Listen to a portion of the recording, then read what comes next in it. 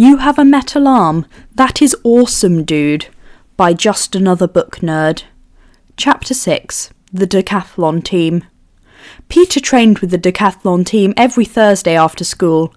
It was on a Thursday, 2.5 months after his amputation, that they found out. They were going through questions and answers as always, because that's what they do. When MJ was asking questions from their brand new set of Avengers Tower and Stark Industries flashcards MJ had made for them, both for fun for the team and due to the fact that a lot of the Avengers and SI questions were starting to come up in competitions. So, it was a win-win all round. And with the amount of knowledge and anecdotes Peter had on each question, Flash was the only one of them silly enough to think that Peter didn't have a Stark internship. Who took over the Stark Industries after the death of Howard Stark until Tony Stark was 21? MJ asked, her voice heard above the eager silence of her team. Ding! Obadiah Stane, Cindy answered. Correct. What is Loki, the god of mischief's relation to Thor? Ding! First cousin? Are they seriously related? I mean, Thor's a hero and he's evil. Plus, they look nothing alike. Flash said, as though he was the wisest person in the world. Incorrect, Flash. Anyone else? Ding! Yes, Peter, just try not to be too long, MJ spoke, sighing. Okay, Loki is the adopted sibling of Thor, which could explain why he doesn't look a lot like Thor, but then again, Thor says that Loki looks like his older biological sister, who also has very dark hair and wore a lot of green. But anyway, yeah, Loki is not evil, just misunderstood. Also, for your information, he was mind-controlled during the Battle of New York, so yeah, not his fault. And without him, the Avengers would have never been assembled, and could any of us imagine that? No. So there, I made my point. Sorry, MJ, you know how much I get when people insult Loki. They are such a nice person, and nobody should disrespect them. Peter rambled, looking up at the rest of the team, who were smiling and shaking their heads, knowing how Peter got when he got to answer a question like that. Correct. Also, they, them, sibling? Can you elaborate on that, Peter? Mr. Harrington asked politely. Oh yeah, so nobody really knows this, but it's not like a secret, just not common knowledge. Loki is gender fluid, and I haven't seen them today, so I've no clue what gender they are identifying as at the moment. So, they, them, so I don't misgender them. Honestly, it was kind of funny the first time I met female Loki, 'cause they can shapeshift, so they can look like whatever or whoever they want. So I was going up to the Avengers common room after school, because that was where Mr. Stark was supposed to be, and I walked out to the elevator and I saw a beautiful lady sitting at the kitchen counter drinking a cup of tea. She had long black hair, pale skin, and an intricately detailed black and green dress that went down to her knees. And I was like, who are you and why are you here? Because I had no idea who this lady was, why she was here, or if she was even allowed up here. She just looked at me and frowned before saying, Do you not recognise me, Lila Edderkop? And then I calmed down and was like, oh phew, it's just you, Loki, because Loki is the only one who calls me that. And yeah, that was the first time I met female Loki. Peter finished his rambling, the team left in awe, apart from Flash, who was pouting in the corner, and MJ was rolling her eyes at him, getting sidetracked, like he always does. Okay, thank you, Peter, for that extra detailed answer. Next question. Name 2 Avengers who have a suit made by Tony Stark, not including himself.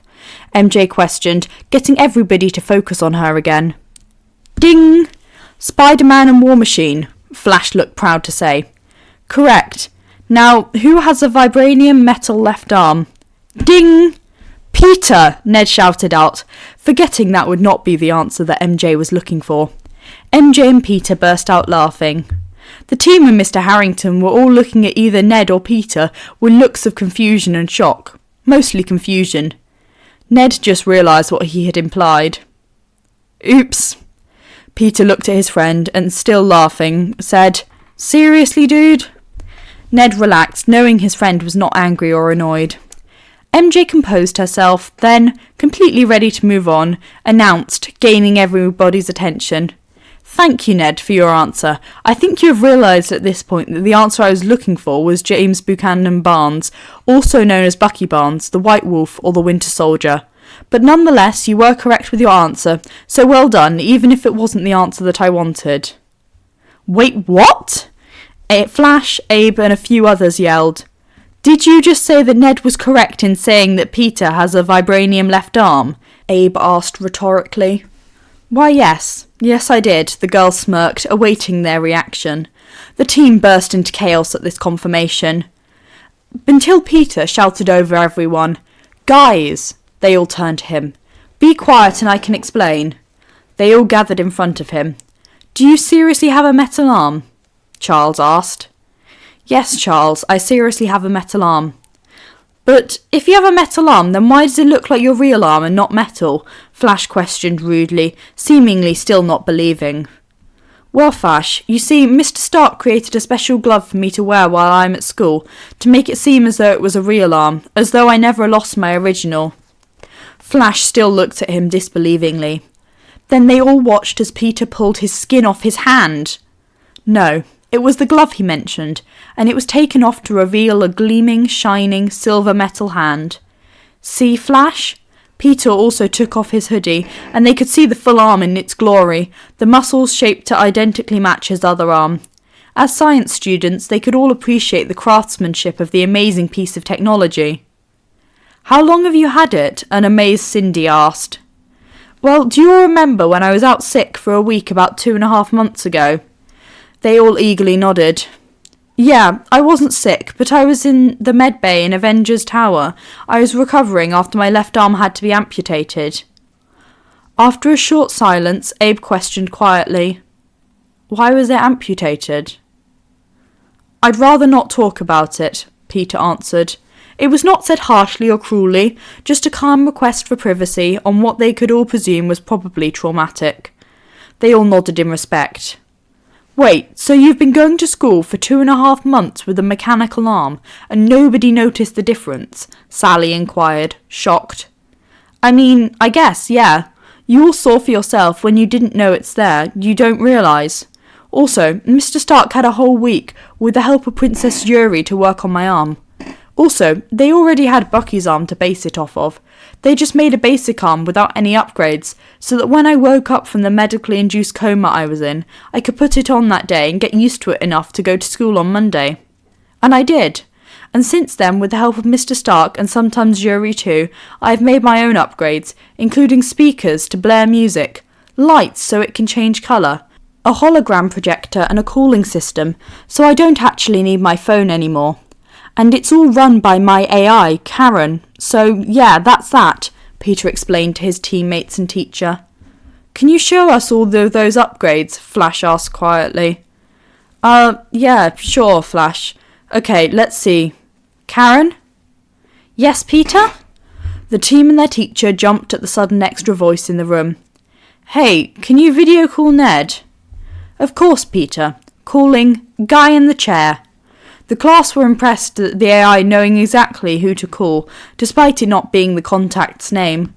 Almost immediately, Ned's beaming face popped up as a hologram coming from Peter's palm, and Ned showed that Peter could clearly be seen on his own screen too. The team were in awe with the technology that had been right under their noses for months, and they had never even realised. Ugh, it was quite frustrating when you thought about it. Next, Peter said, "End call. Karen, I'm in a blue mood.